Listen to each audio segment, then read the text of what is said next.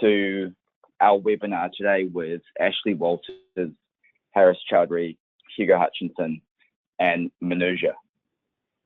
Sorry guys, I can't say his last name. Okay. Let me provide a little bit of an overview and introductions first before we get started. So just to note, if anyone has any questions throughout the webinar, feel free to use the chat box to associate those questions, and we'll go through them as possible. We'll also have further questions towards the end of the webinar as well. The purpose of this webinar is to provide partners and skills with an insight and an overview on, Ash's overall experience in implementing technology, and also a perspective from Harris in terms of Fortinet and the vendor, and Wavelink as distribution partner, and how we can all add value in terms of the whole ecosystem. Okay, so if we get started, Ash, I'll start with you. And before we start off, can you tell us a little bit about Christian College Geelong and what the energy is towards technology and what sort of issues we're having in terms of achieving them? Yeah, thanks, Hugo. Good morning, everyone. I'll start by introducing Christian College. So we're a K-12 private school here in the Highton area in Geelong. We're quite sizable, about 2,200 students. We have 4 main campuses spread right throughout the Geelong region, with a new one about to open up in the Surf Coast down near Torquay. They're including a dedicated arts facility, childcare centre, a farm campus, and 2 kindergartens. We're running a school stipulated one-to-one device program from grade 4 through to year 12. Staff notebook program as well, with BYO devices for as an option for staff, mainly music.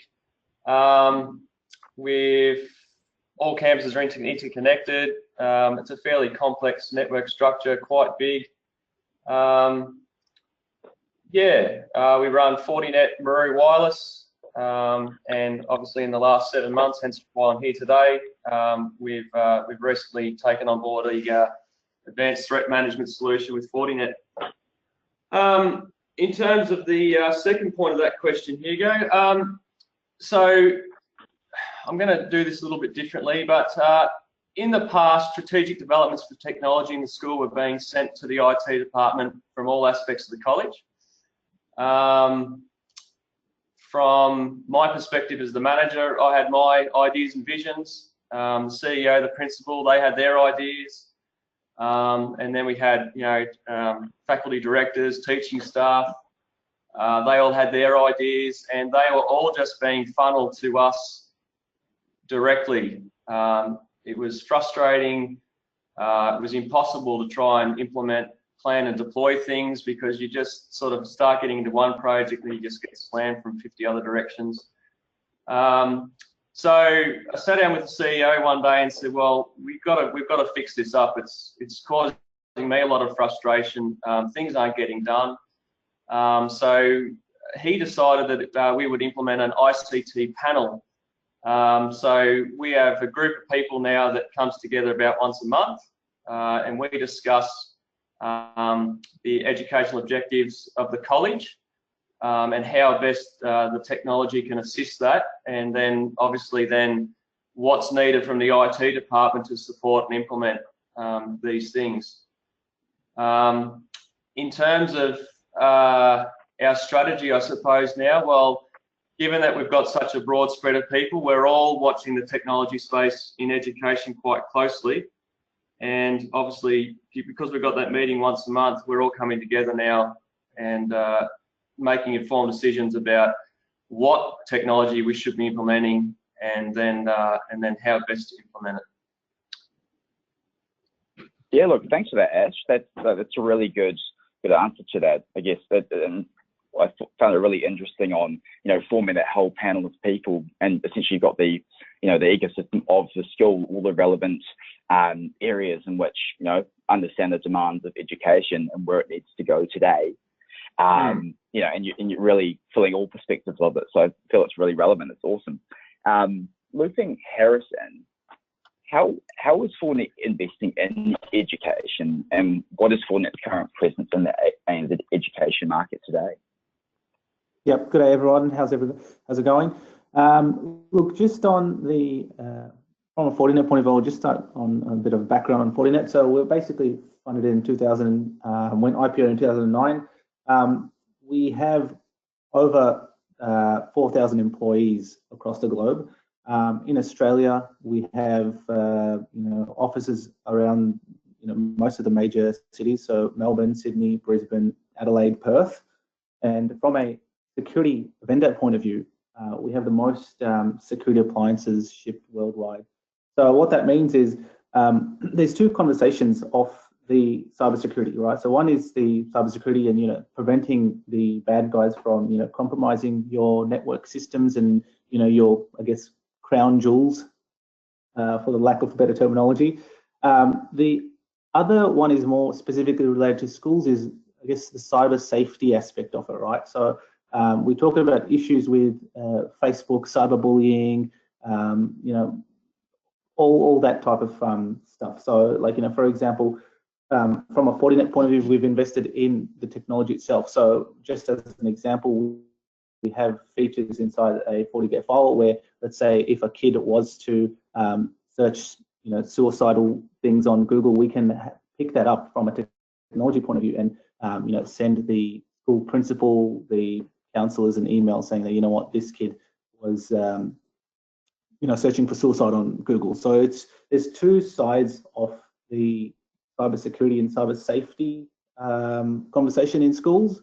And from a Fortinet point of view, one of the things that we're doing is a cyber threat assessment for schools. So what that means is essentially someone from Fortinet, someone like myself, will come out to a school and will run a full cyber threat assessment and really, I guess, give you the visibility on not only from a security point of view and what the threats are on your network, but also the user productivity and network utilization. So getting those search phrases from Google and the welfare, tying that into the into your cybersecurity and security frameworks. So yeah, and we've invested heavily, especially in our ANZ market. So we've got a lot of people on the ground like myself that are going out to schools and getting in front face to face with business managers and principals and IT managers. Yeah, so basically that's how we've been investing in the ANZ education market space. Yeah, look, thanks for that, Harris. It definitely sounds like you guys are on the forefront of education in the Australian market.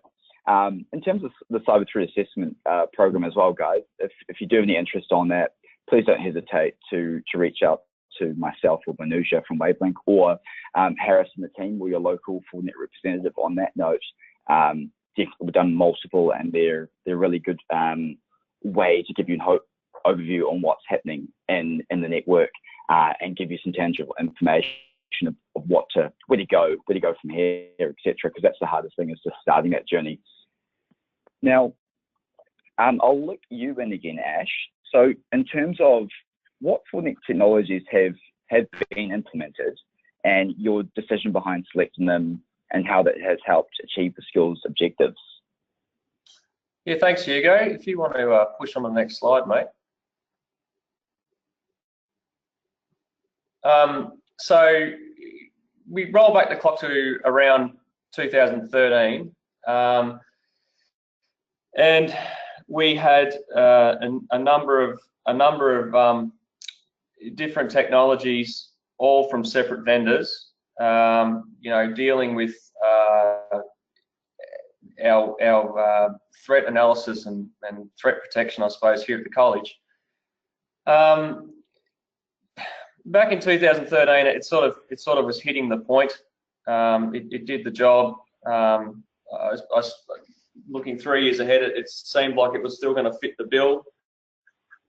Except around mid-2016, it really showed, started to show some weaknesses for us here at the college, just due to the fact that we changed to a one-to-one device program We had devices going home with students. We had a lot more rubbish coming onto the network.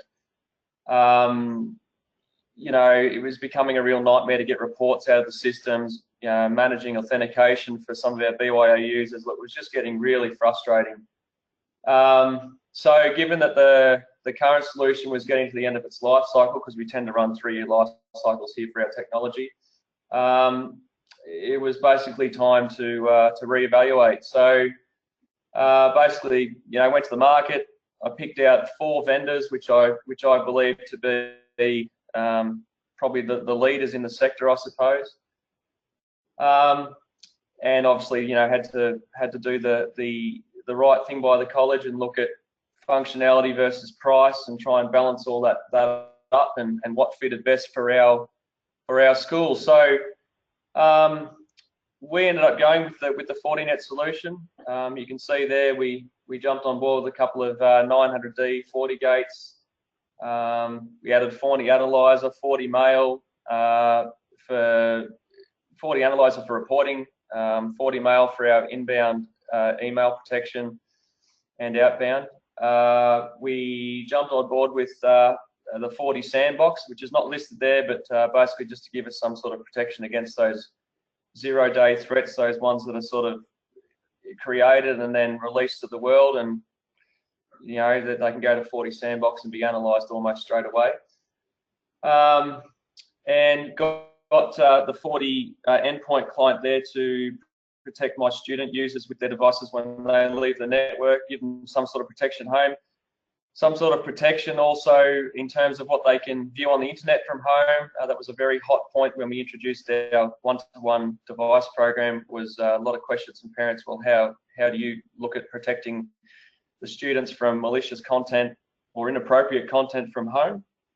And the 40 endpoint client really filled that gap. And we've got the 40 wireless, which for me that was Maru, and then Fortinet obviously purchased Maru, and so now it's become 40 Wi-Fi. So that's what we have running here. Very, very happy with the solution. It's doing everything that it was sold to me to do, and with every day I seem to find new things that I can do with the solution. So yes, there you go, Hugo. Thank you, everyone. Excellent, not a problem. No, it sounds like you're fully covered in that spectrum to the demands of, you know, what security is needed in this day and age with the amount of, you know, connected devices these days. And touched upon, you know, BYOD, bring your own devices to school and things like that. And obviously, you know, kids going in school, obviously being covered by the network, and then going out of school and then being covered by the endpoint security, which then enforces those policy sets that you've had in school. So it's good to see you covered from that perspective. Manuja, looping you in here, because you being, you know, initially from you know, end customer at the MCG, which is a very large BYOD environment like a school, how did you go about implementing and managing security from that perspective? Thanks, Hugo. Good morning, everyone. Our BYOD environment at the G was about 25,000 devices, which, from my point of view, meant was a large attack to deal with. So the first and most important thing we did was to ensure we segregate traffic via a multi-tenancy framework. I felt this was critical to do, as it was to ensure that for us to protect the sensitive information, we need to make sure that, you know, the patron traffic cannot actually be seen by the corporate traffic, and that's the most important thing we did in terms from a BYOD point of view. The other thing we did was actually to move away from the threat detection being from a corporate internet edge only to actually to be across all possible entry points. So whether it was, you know, wireless points, whether it was, for example, SCADA entry points, which might have a different internet connection coming through, it was really, really important to make sure that, you know, we captured as many of the entry points and bring that firewall capability from just purely being at the exit or entry internet point to the internal network as well. That was something we did really well, and that was something I think I really advocate for a lot of organizations to look at doing as well. The third thing we did was to move away from having actually a flat network. We had about 8 or 9 different networks before we did the new implementation, and they were all flat networks just segregated via VLANs. And for me, that was a massive security hole, because you could use things like VLAN hopping and etc. to get access to different environments that you're not supposed to get access to. So one thing we made sure that we did was again, firewall-based segmentation to mitigate and minimize advanced attacks, and then ensuring that those firewalls were placed actually not just from north-south traffic inspections, but also east-west inspections as well. That way we can cover all the bases for advanced attacks.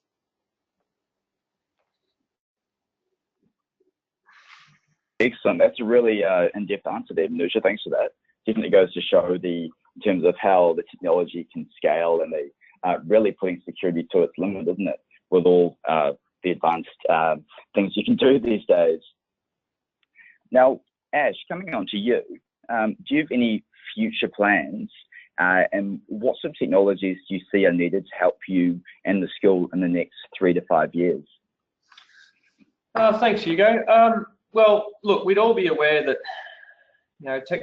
technology in the education space at the moment is, you've only got to go to EduTech, I suppose, and see just what's hitting the market and the speed at which it is hitting the market. So from that perspective, look, I'll be honest and say that for me, as strict IT management in terms from an administration perspective, I find that question very difficult. I see that as something that will primarily be driven by the needs and visions of the educators within the college. However, I personally think that it's funny, we had a meeting just recently this week and we were talking about some of this stuff. And I'm thinking I'm going to see a rise in connected devices. So for students, instead of just having the one device, they may have 2, they may have 3, who knows. We've obviously got virtual and augmented reality. That's certainly coming of age now. We've got more connected classrooms using streaming technologies, and that was one that was discussed just recently. And I don't 100% know yet, but I would say that going forwards, our device program may become complete VIO, where we don't stipulate it anymore. We just sort of give out the recommendations and let parents buy what they choose. For the network, however, for my network, I'm going to be implementing changes in the way that I secure our internal network structure. I'll be looking for increases of capacity in my wireless. Obviously, some services will shift to the cloud. I'd like to consider using the Fortinet VPN technologies for remote user access, and I want to be able to use FortiAuthenticator in maybe a year's time to better identify users and further control or secure network resource usage. Is about where I'm going. Thank you. Not a problem. Thanks for that, Ash. It definitely seems like you've got your future direction aligned to the skills needs and things. And see, it's an ever evolving space, isn't it? So you've always got to keep ahead of it. Otherwise, you fall too far behind, right? But ultimately, as you say, it's continuing that direction. It's having that plan, continuing to go forward, and it's great to see you've got the technologies to help enable that. Yes, Harris, if we bring you in as well, how is Fortinet enabling education, and what are the key technological advancements that make you guys unique? Yep. So if you can just hit the next slide button, please. So we're doing a lot in the education space. So basically, once I see the next slide, or once you guys can see it, there's a lot there from a security feature point of view. So but from your basic web filtering to your application control on the FortiGate itself. So we see technology is changing quite rapidly. We have I was at a school the other day and they were using Facebook groups, and the students were adding features via Facebook, and there's a whole set of issues that come along with that. So we're doing a lot of, I guess, research and development into the FortiGate platform, specifically around the education space. So for example, taking again the Facebook example, we have the ability now to give students a read-only experience for Facebook. So students can log in, but they can't post anything and they can't chat and so on. So really taking more granular control over the applications that are running on the internet, not really the applications that are typically installed on your computer. The second thing is even just the basic, operational stuff like unblocking websites. So, we have the ability to do teacher override. For example, student goes to a website, it's blocked. Typically, what would happen is, student will go to the IT guys, someone like Ash, and Ash will have to unblock the website. But with the FortiGate, that's all built in. This teacher itself can override the blocking of websites. And even like, for example, in-depth reporting and logging and analysis. So, that we use the same example I used earlier around that student goes onto Google and searches suicidal stuff and so on, and we can alert principals and school counselors to that activity. Now, one of the other things that we're seeing a lot more in the education space is, and Ash can probably attest to this, is the number of connected devices. So we've got, it's one-to-one is a lot of schools are doing that, but this is like, 1 to 2. So every student has an iPad, a laptop, and possibly, maybe an iPhone that is connected to the network. So I guess providing security from that point of view, it gets a little bit more challenging because you have this BYD environment where you can't really manage it. You have to treat it as like, a malicious environment because you don't want your full critical infrastructure to have open communication with this filthy environment. So we talk about the concept of internal segmentation firewall. So essentially what that is typically in the past, we've had threats that come from the internet, via the internet to your school network. So we use firewalling to block those threats out. Firewalling is just one way we mitigate that. But now we're seeing more and more that the threats are actually inside your network. So that is the student, takes a USB home, they plug it into their home computer, and that USB gets loaded with malware viruses, and they bring it to school and they stick it into the school computer. So all of a sudden you've got this threat within your network, and it's spreading from inside out rather than the other way around. So again, we talk about different techniques we can use to mitigate those type of more sophisticated attacks on the school networks. Excellent. Look, you've definitely got that multi-prong approach well and truly covered, and that's what you do need in this day and age in terms of security, because there are just so many ways in and so many ways out, right? So you can't have that approach that we may have had, 10, 15 years ago. It's all increasingly becoming just so rapid, and I'm sure our approach in the next 5 to 10 years and also will also drastically change as we continue with the amount of increased devices and the true demands that we need in this day and age to enable just any verticalization environment as well. But in this particular instance, education, how we can explore, technology in terms of how we can better assist our students at school and also better assist the school in terms of the teaching and everything else. Manuja, I'll bring you in here as well. How can partners improve their offerings in education environments? Thanks, Hugo. I think as a partner, you first need to understand intricacies of the school and their demands and requirements. I think that's important, and it's something I cannot stress how important it is. It's really important to take that into account. Secondly, I think you need to propose solutions that are not only going to benefit the school today, but also in the long term. In simple words, that's building for the future. As we know, most schools don't have the money to spend on all the threat prevention detection technologies at once, right? They're so expensive as it is. So you need to take a slow, long-term approach, build that trust, build build platforms slowly rather than trying to push everything in the world to the school, because they can't afford it, they don't have enough staff, etc., etc. So take your time. Over the next 3 to 5 years, slowly build their capabilities. I think that's something that's partners should try and do. And even when I was at the MCG, I couldn't implement all the things in the planet, so I took a long-term strategy, and that's something partners should try and take into schools and say, we'll help you build a strategy towards being more secure, right, enabling safety, etc. The next thing is obviously is to ensure that you fully understand the product and solution you're proposing, right? And that's something obviously Wavelink can assist, with workshops, etc., upskilling your staff, so that you have your maximum knowledge about the solution that you're trying to offer to your client. Because last thing you want to do is turn up to the client and be half-baked because you don't know what you're talking about. Because this obviously, like you can see with Ash, for example, he has a good understanding about the technology. So you need to make sure that you're on top of what you're talking about. Right, so you can answer the questions, your staff educated, the train, the upskill, etc. So that's another point, partners need to improve on.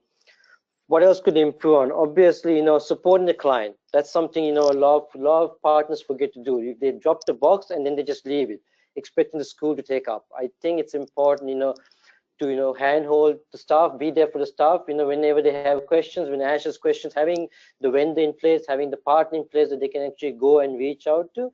It's important, because security is, you can't wait, 5-6 hours for something to happen. You need people to be there, as soon as possible to try and help them out. And those are sort of partners that actually people remember. As a client, you remember the partners who actually put their hand up and then come there to support you when you are in need.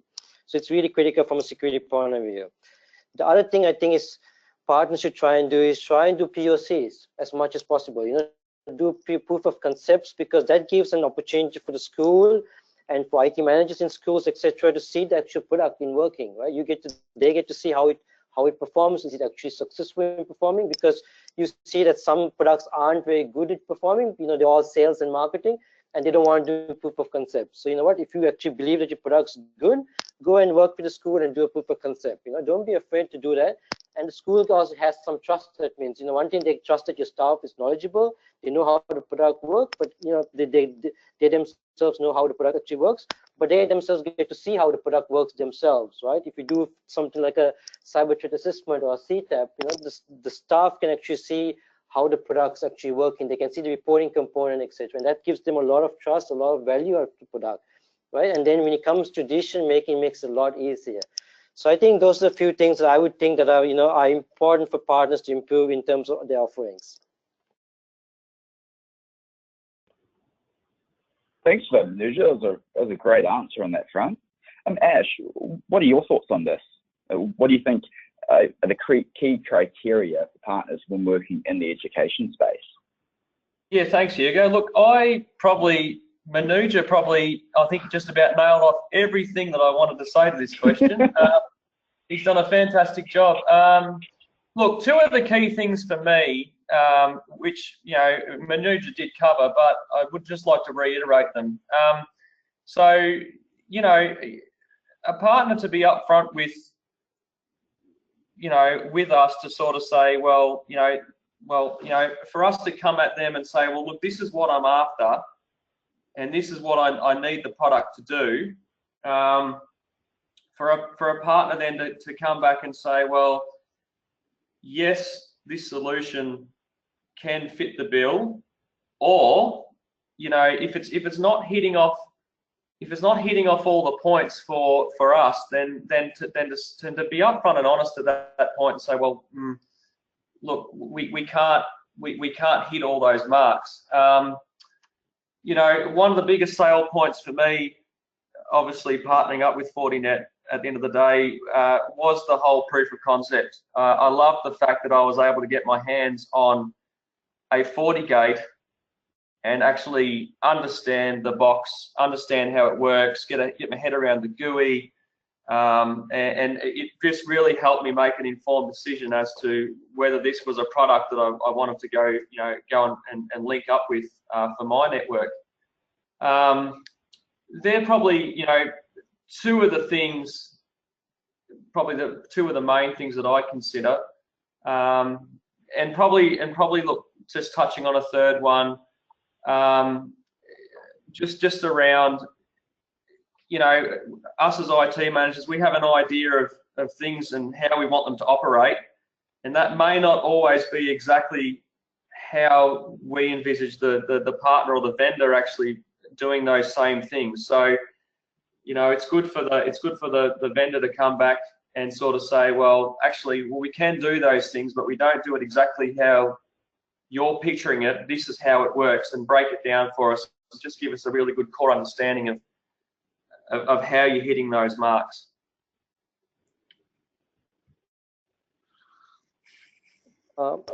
Manuja here again. Just want to reiterate the point that is very good. There's no silver bullet with security, and I think partners to be upfront on this. If they can be upfront on it, it helps a lot. And the main thing is to be flexible. If you're flexible and talk about flexible solutions that can actually integrate, it may not be able to do what the customer wants today, but it might be able to do what the customer wants in 3 to 5 years. And for example, Fortinet has those sort of solutions with the security fabric, right? Not everything is in the fabric as it is today, but that's where they're moving to, and that's where you can give that confidence to the customer and say, you know what, this is what we can get you here, but you can't get there today, but you know what, we can build it over time, giving them the confidence, giving them a test run on the platform. That's very important from a customer point of view. I was a customer for a very, very long time, right? And that's something I valued with a partner channel and even a vendor side coming in, not trying to give me and say, you know what, we're going to fix everything in the world. What I value was partners and vendors coming and saying to me that, you know what, this is where we are today, this is where we're going to go today, this is how we're going to build in the future, we're going to work with you together. It's very, very important to work with you as a customer, right? You need to make sure that you work as a, you know, we work with the customer because you have more resources, you have more understanding of the platforms. So you need to try and, you know, work with the customer to try and get them to where they want to get to, maybe in the next 2, 3, 4, 5 years. You don't have to try and promise and say, you know what, just because the customer wants everything, we're going to try and deliver everything in 1 year and then deliver, you know, a really bad solution, because that actually backfires on you more than you think. The security community in Australia is very, very small, right? So you got to make sure that, you know, you're on top of your game and not try to cut corners. And I think that's really important for partners. Yeah. Thanks very much for that, Ash and Manuja. Harris, what does Fortinet see in the next 3 to 5 years in the threat landscape for education? Yeah, so I've got some very interesting, I guess, results. So we run this, as I spoke earlier about the cyber threat assessment, and we've been doing it for schools quite a lot now. And what we did was basically get the data out of the cyber threat assessment and correlate that with, you know, all the other verticals across the ANZ space. Now, education was really big, a really big pie from that point of view. So more than half of basically the AD infections in Australia were related to the education sector. Now, this is specifically talking around antivirus. When we talk about security, there's so much more, right? So antivirus is just one component of it. You've got, you know, your intrusion prevention systems, you've got IP reputation, and, you know, the list just goes on. So within the next 3 to 5 years, ransomware is here to stay. We don't see it, you know, going away anytime soon. So we're really looking at ways to, I guess, mitigate and protect against that, whether it be a technology discussion, like, you know, have a Fortinet appliance in front to do IPS to block those attacks coming in, or more around the lines of your security architecture. Do you have, you know, backups happening? Do you have a business continuity plan and a backup recovery plan, and so on? So the thing with ransomware is basically, once you have been hit by, you know, a crypto locker or whatever, you know, type of ransomware, it's very difficult to get your data back because the encryption that these guys use, it's bank grade encryption, and you can't break it. Now, I had a conversation with a school a couple of weeks ago, and they had been hit by, you know, a ransomware attack. So we tried to figure out, you know, where the attack came from, did it get through the network, and how it all happened. So basically what happened was a student bought a BYD device. He connected it up to the school's network, and essentially the threat spread from there. So essentially the threats spread from inside the network. So we talk about, again, concepts of internal segmentation. You know, how do you treat these BYOD devices that are, you know, from a security point of view, they are very malicious. So there's a lot there, but specifically on the education space, yeah, we see ransomware. It's here to stay, and we've got to, you know, look for plans and ways to mitigate that threat. Yeah, exactly. Thanks for that, Harris. And it just comes back to, you know, having that plan from a school's perspective. Don't get overwhelmed by it. Have that plan start today on something. You know, if you don't have a particular budget to fulfill your whole requirement now, start with a portion of it and get on that journey, because ultimately, you know, these ransomware and everything else, all these malware and viruses, intrusions, they're not stopping. They're getting worse and worse and worse. So the best thing you can do is start that process, get into discussions with your relevant partners, ask them questions, get them to bring, you know, people and specialists in that area, and just throw lots of questions and concerns you're having at them to ensure that they can, you know, they've got a response and they've got that approach to ensure that they're as up to date as they can be in this ever expanding environment.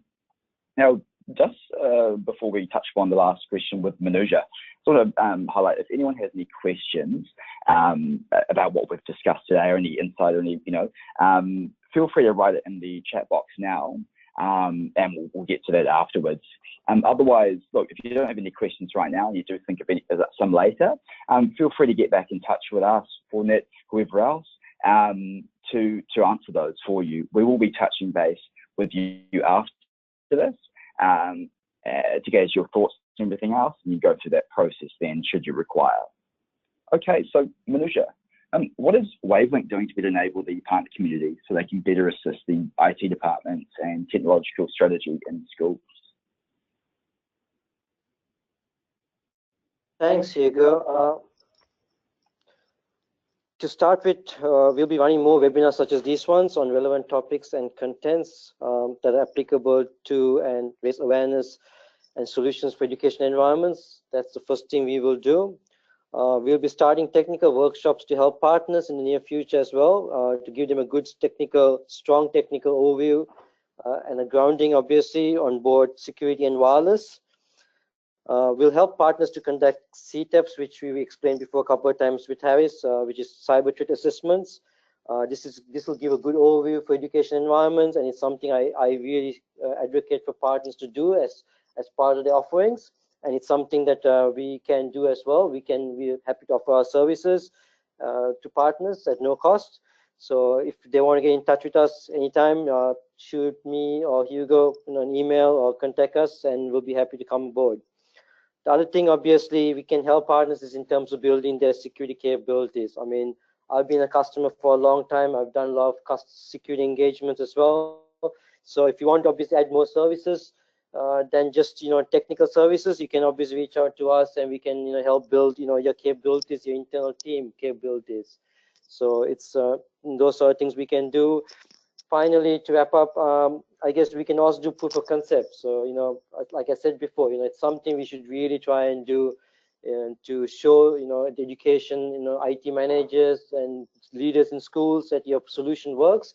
You know, we can help with the proof of concept process, and, you know, to doing things like wireless site surveys. You know, we're more than happy. We got a lot of guys with skills in the wireless side.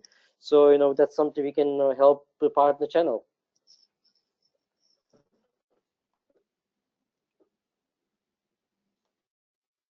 Excellent. Look, thanks very much for that, Manuja, and also Ash and Harris. On that note, hopefully we've covered, you know, the full spectrum well for everyone, and given them, you know, some helpful insight in order to take back with them and start asking questions and begin on that journey to ensure they're as covered as possible.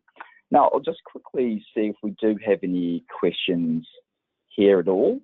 If not, that's not a problem, but we can get back to you at a later stage and see if we've got any then. Let me just have a look.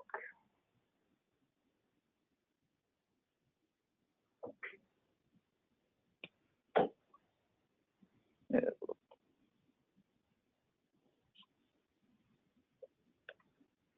we'll just give 1 minute or so for anyone to start typing those and things. We'll see if we've got any.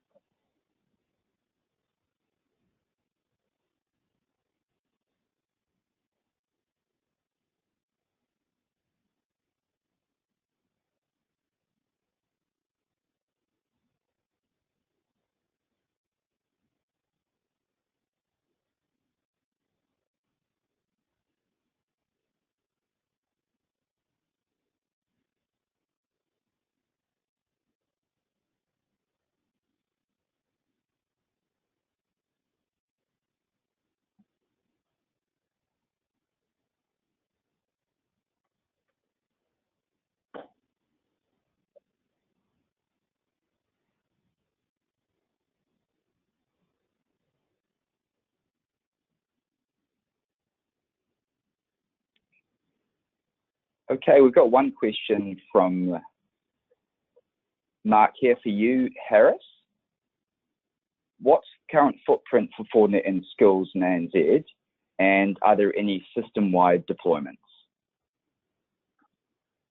Yeah, that's a really good question, actually. So the footprint depends on, every school is different, right? So you've got, like, large schools, something like Ash's school, where, we've got multiple Fortinet technologies. He's doing multiple things around, for example, Ash is doing mail security. So his email that comes in is scanned by a FortiMail appliance before it hits the network. Ash is also doing, wireless. He's doing next-gen firewalling or UTM. So he's doing, multiple, from a security point of view, multiple things at once. Now, from a footprint, I'm guessing this question is headed towards the size of the different schools. So we've got schools with essentially, 100 users all the way up to 3,000 users. So we've got a size that fits every school, right? So from a Fortinet appliance point of view, we've got small appliances. We've got appliances that scale out towards the larger side of town. So hopefully that's answered your question. I hope. Look, if not, we can have, we'll get in touch with everyone and we can continue on along those lines if not. But I think you've covered it pretty well, Harris. Not a problem there. Now, look, I think that's all the questions for today, anyone. I know it's a lot of information to take in. So, like, as you process it, feel free to or come back to us at a later stage. We can help with any questions or requirements you may have from anyone's perspective. So yeah, look, that wraps everything up for today, guys. So thanks very much, and look, enjoy the week ahead. And thanks very much, Ash and Harris and Manuja, for your time. No worries, Hugo. Thank you. Thank you, everyone. Thanks, Hugo. Thanks, guys. Thank you. Thanks, guys.